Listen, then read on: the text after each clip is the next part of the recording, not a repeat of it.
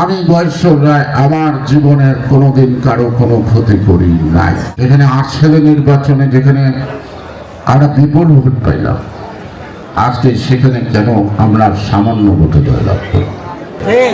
কি আমাদের অপরাধ ছিল? কি অপরাধ ছিল নির্বাচন পরিচালনা কমিটির? আমাদের যেখানে ভালো ফলাফল হওয়ার কথা, সেখানে ৮ সালের নির্বাচনে যেখানে আমরা বিপুল ভোট পাইলাম, আজকে সেখানে কেন আমরা সামান্য ভোটে জয়লাভ করি? এই প্রশ্নটা আপনারা যারা যেখানে দায়িত্ব আছে, এই প্রশ্নটা আমার করার অধিকার আছে আপনাদের। এর উত্তরটা আপনাকে দিতে হবে, আপনাদেরকে দিতে হবে। কি আমাদের অপরাধ ছিল? কি অপরাধ ছিল নির্বাচন পরিচালনা কমিটির?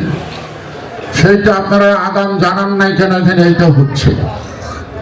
তাহলে তারা একটা ব্যবস্থা নিতে পারত, হাতে ধরতে পারত, বুঝাইতে পারত, কিন্তু নীরবে রোগ পুষছেন কেন?